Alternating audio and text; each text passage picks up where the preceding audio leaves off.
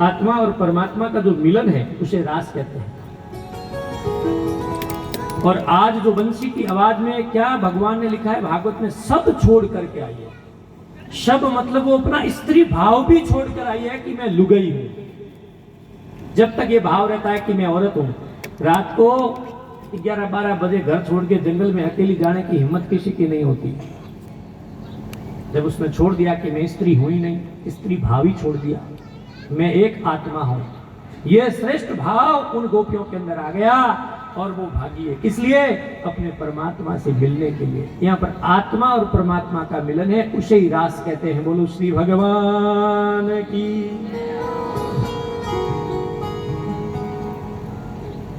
तो इस प्रकार से जो गोपियां थी, अस्त व्यस्त कपड़े पहन करके, कोई ने अपना मुंह काला कर रखा है, किसी ने बाल सफेद कर रखे हैं, कोई गोबर से कर रही थी तो गोबर से उसने सारे हाथों पे अपने रगड़ दिए हैं।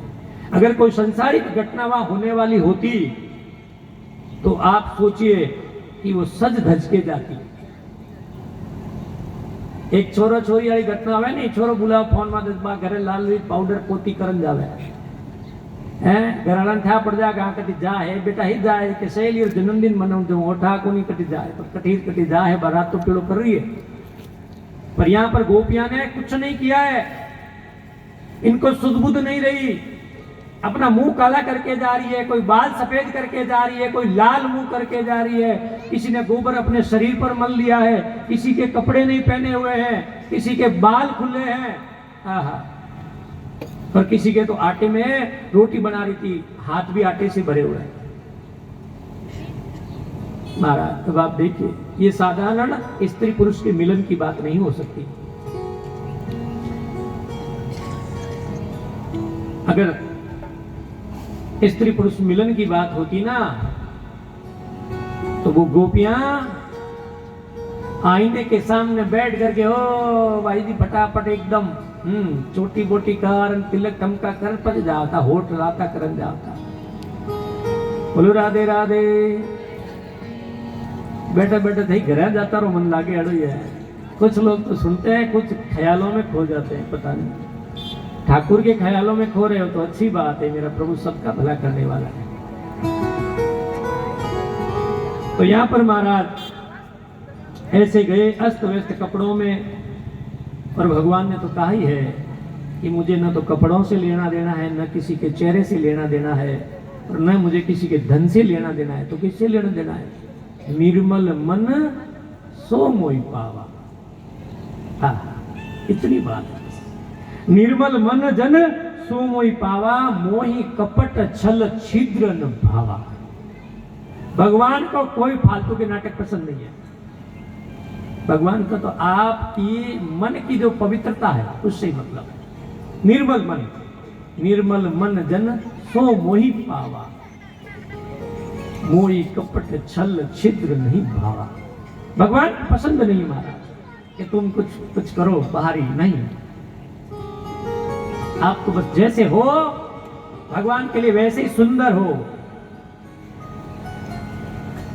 बंसी बाजी श्याम की जल जमुना के तीर, अरे ब्रज बनिता पागल भई और मनड़ो धरे नाधी। सबके हृदय की गति तेज है और उलाना देती हुई, अरे बंसी जोर री बजाई, हे काना बंसी जोर री बजाई। भागती हुई वहां चली गई जहां भगवान खड़े हैं।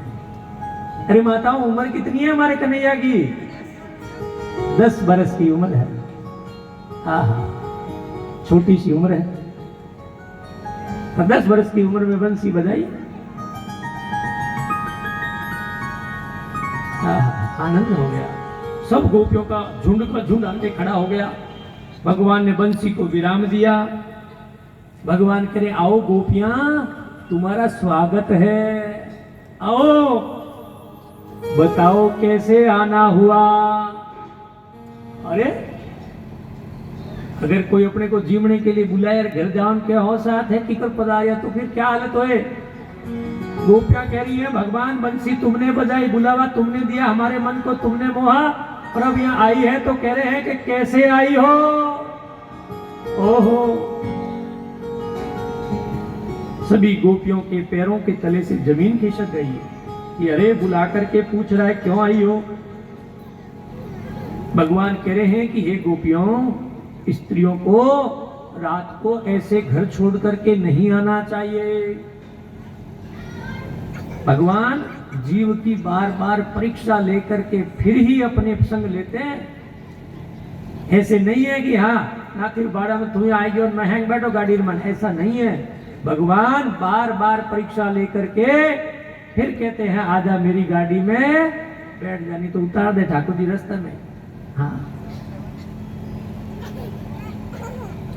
गोपियां अपना सब कुछ छोड़ करके आई थी, अपने पति को, अपने पुत्र को, अपने माँ को, अपने बाप को, अपने धन को, अपने ऐश्वर्य को, अपने रूप को, अपने रंग को, अपने स्त्री भाव को, सबको छोड़ के आई। फिर भी भगवान परीक्षा ले रहे हैं। जब तक सोना पूरा टंच नहीं होता है एकदम, जब तक ठाकुर जी अपनी गाड़ी में नहीं बिठाते बारात। अभी भी ठाकुर जी सोच रहे हैं कि इन गोपियों में कहीं पर भी थोड़ी सी भी कहीं खूणे खोचरे में संसार बसा है कि नहीं, संसार की भावना शेष है कि नहीं, थोड़ा टंटोल तो लूं। तो वो कह रहे हैं कि हे गोपियों, रात्रि को घर छोड़ करके स्त्रियों को नहीं आना चाहिए। इतनी कड़ी परीक्षा उनकी ले रहे हैं। हमारी भगवान अगर इतनी सी परीक्षा ले लेना तो हम तो पहले राउंड में ही फेल हैं। हम सब भगत बन के बैठे हैं। ओ मैं कथा करूं सा, मैं तो खुद ठाकुर जी भगत हूं। हाँ, और अगर कन्हैया ने मेरी परीक्षा ले ली ना तो मैं पहले राउंड में ही फेल हो जाऊंगा। हाँ, इसलिए प्रार्थना करता हूं प्रभु कृपा रखना बस। हाँ, ये परीक्षा में फंसाना मत हमको। और फिर भी वो लेगा जरूर, लेता है वो हर क्षण लेता है। और रात को तो मेरे से हो गई परीक्षा और ठाकुर जी की हो गई गजब की बात। रात को यहाँ बज गए 11 लगभग निकला जब मैं, तो मैं अभी ठाकुर जी ने नई कुटिया बनाई है, वहां पर मैं अकेला ही रहता हूं। तो रात को क्या हुआ कि मैंने गाड़ी से उतरा, ठाकुर जी को लिया हाथ में, ताला खोला गेट का बाहर वाले फाटक का, और ठाकुर जी को वो हाथ में सामान था। तो मैंने कहा ठाकुर जी आप जो बाहर तुलसी जी विराजमान है उनके पास में विराजमान कर दिया कि मैं ताला वाला खोलूं, सामान रखूं, फिर आपको अंदर लेके जाऊं। और महाराज ताला खोला, अंदर गया, लाइट लगाई, फोन आ गया, फोन पे बात करते करते दरवाजा वापस बंद कर दिया। और रात भर हमारे ठाकुर जी बाहर हवा में बैठे रहे। बोलो श्री भगवान की। और फिर देखिए अभी भी कि सुबह 6 बजे नींद खुली मेरी, थकान थी थोड़ी, 6 बजे नींद खुली और मैं मेरे काम में लग गया।